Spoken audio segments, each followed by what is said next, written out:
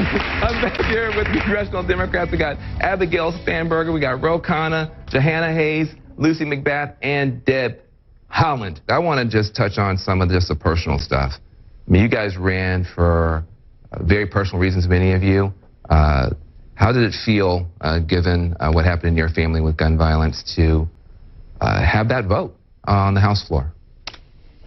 It is something I never expected I would ever have, the ability to really kind of help to usher in the very policies that I'd been working on as an advocate, sitting on the other side of the dais in all the committee bill markups and judiciary hearings, and to actually be there to help usher through that very policy, H.R. 8, federal background checks for all gun sales, H.R. 1112, closing the Charleston loophole, it was very bittersweet.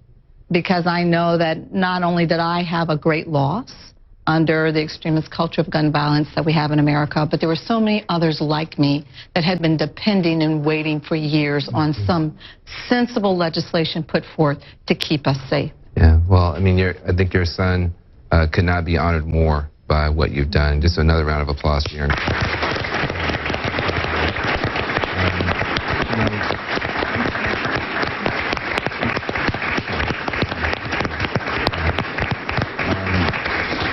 You got a chance to be the first Native American woman to ever sit in the speaker's chair when you were doing the voting rights piece. How did that feel? Talk about that. Well, of course, voting rights is dear to me. I'm an organizer, and that's what I've done for close to the last 20 years in my state of New Mexico, getting out underrepresented communities, getting them registered and to vote.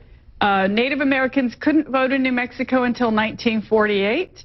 There have been Indian tribes across our country who haven't been able to vote since 1965, or until 1965. And, I mean, look, we're still fighting that.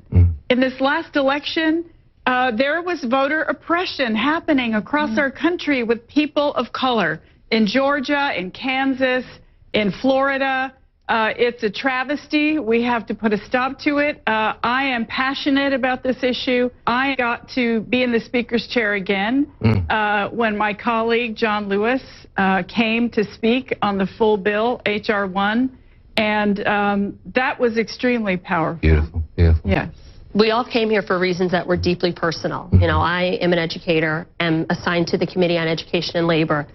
In the first 2 weeks of committee assignments, we did raise the minimum wage, voted out of committee. We did a $100 billion school infrastructure bill, voted out of committee. We did paycheck fairness to close that gender equity gap, voted out of committee. I was a part of that. Yeah. Next week, I'm going to put forth a bill that says we will not use federal funds to arm teachers. That was my absolute. I was willing to lose the election over that.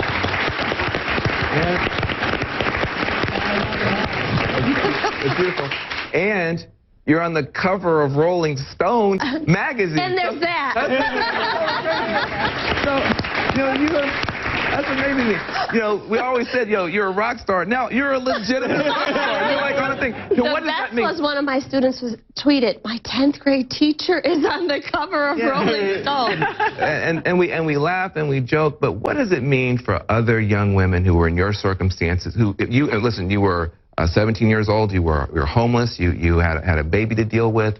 What does it mean for people in those circumstances right now for you to be where you are right now?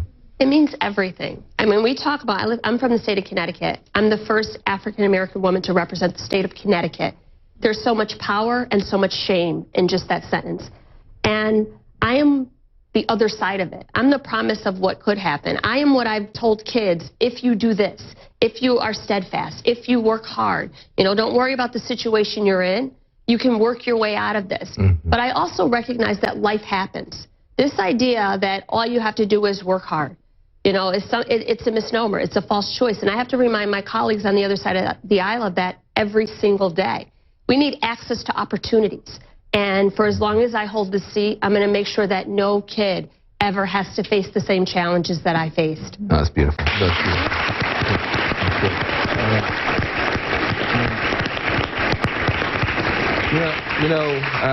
You also are here for personal reasons. You've been somebody who's been a part of the military. You're in the Gang of Nine, is it? What's it called? I learned about this title when I read it in the paper. What's it like to be a part of this clique, this camp of military smart Democrats? Yeah, Yeah, so there's a group of us who our background is in service, military veterans, and 2 CIA folks. And we decided to run for office because we wanted to continue serving. We saw that there were challenges facing this country, and we wanted to be a part of finding the solution. And so it's a tremendous commonality. We face some of the same challenges in Congress, like the fact that nobody's ever on time. That bothers all of us. Little things. Some of us are united over passion, and some of us are united over experience.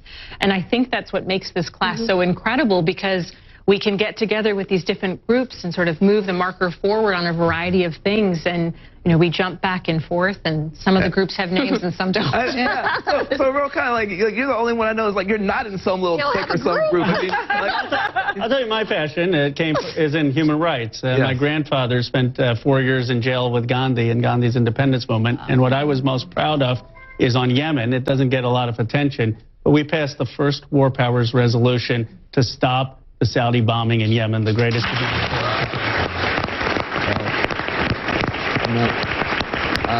Help me understand, though, the squad. Is it frustrating for you guys that these 4 young women get so much attention when you guys are working just as hard? How does that feel to have the squad now? Let them live. No, What matters? we're all working in our own lane. Right. And what matters to me is what the people in my district think about the job I'm doing. You know what I love about them? Because I was here the previous term, and all anyone talked about was the Senate. Now they're talking about the House. I mean, when they're talking about these women, they're talking about the excitement that's being generated. They're talking about the fact that we are willing to step up and to critically just get some stuff done. They're kind of talking about that. They're also talking about socialism. I mean, are they a gift of Fox News? I mean, is it going to hurt the Democratic Party going forward? I mean, in purplish, reddish, bright reddish districts? I mean, how do you deal with it? I have had to say I'm not a socialist quite a few times back in my district. They called Barack Obama a socialist twice. They called Hillary Clinton a socialist. They've called you a socialist. They called FDR a socialist. They called a socialist. At some point, it's not going to work. Well, listen, you talk about opening up opportunity. I appreciate you guys for opening up your hearts to your constituents, to the American people, and to the folks here at the Van Jones Show. Thank you for being here. Coming up.